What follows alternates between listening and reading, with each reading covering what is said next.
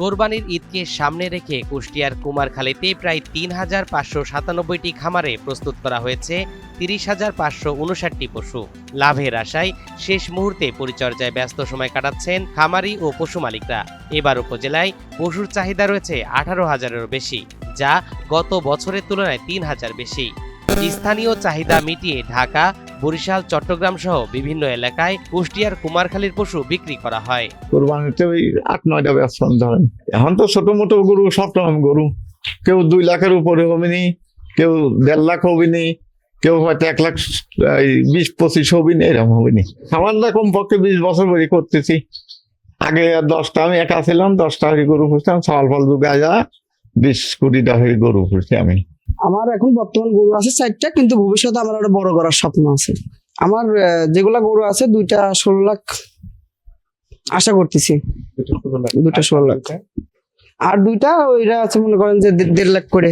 কারণ এটা একটা লাভজনক ব্যবসা বলে এটা বাড়ানোর একটা স্বপ্ন আছে। এই গরুগুলোর ওজন আনুমানিক নিচে হচ্ছে আপনার 15 মণ, উপরে 25 মণ মতো এরকম আনুমানিক আছে। এগুলো আমরা 5 লাখ টাকা থেকে শুরু করে 7-8 লাখ টাকা পর্যন্ত বিক্রি করার আশা করছি। এখন পশু মোটাতাজা করতে এখানকার খামারিরা গমের ভুসি, ছোলা, খেসারি, খুদ চাল, খোল, ফিড, অ্যাঙ্কার, ডাল, খড় ইত্যাদি গোখাদ্য ব্যবহার করেন।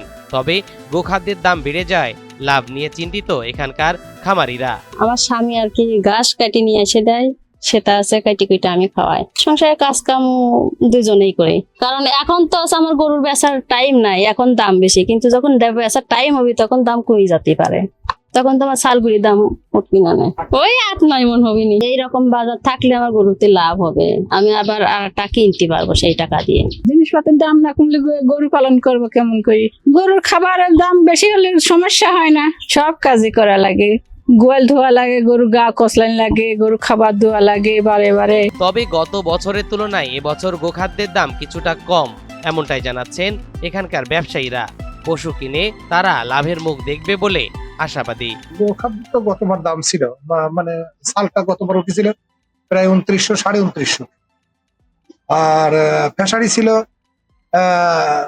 ২৪০০, ২৫০০, ২৬০০, গম ছিল ১৮০০, ১৮৫০, তারপরে গুড়াও ছিল গতবার ৮৫০, ৯০০, গুড়াও ভালো মন্দ আছে।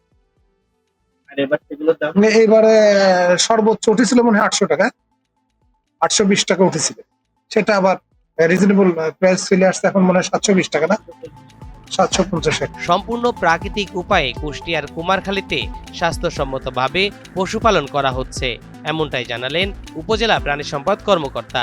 আমাদের এই বছরে কুরবানির চাহিদা আছে, আমরা জানি যে 18,000 মতো। সর্বসাকল্যে এইখানে আমাদের প্রায় 12,000 পশু উদ্বৃত্ত থাকবে, যেটা পার্শ্ববর্তী জেলা সহ দেশের অন্যান্য স্থানে চাহিদা পূরণ করতে সক্ষম। পবিত্র ঈদ উল আজহা 2026 উপলক্ষে কুমারখালী উপজেলায় গরু কুরবানির জন্য প্রস্তুতকৃত গরুর সংখ্যা 17,443টি, ছাগল আছে 12,784টি, সর্বমোট আমার পশুর সংখ্যা 30,500। ন্যাচারাল খাবার খাওয়ানো হয়, যেমন খড়, ঘাসের এখানে পর্যাপ্ত উৎপাদন হয়, খোল, লবণ এবং ছাল গুঁড়া, এইগুলা খাওয়াই মূলত এখানে মোটাতাজা করা হয়। কোনো রাসায়নিকের ব্যবহার এখানে হয় না। উপজেলা প্রাণী সম্পদ দপ্তর কুমারখালী এই ব্যাপারে পর্যাপ্ত নজরদারির ভিতরে রয়েছে। লাভের আশায় সারা বছর পশু সুস্থ সুন্দর রাখতে কাজ করে যান এখানকার খামারিরা। বাজার মনিটরিং এর মাধ্যমে যেন সুস্থ সুন্দরভাবে তারা কুরবানির পশু বিক্রি করে লাভবান হতে পারেন, এমনটাই দাবি এখানকার খামারিদের।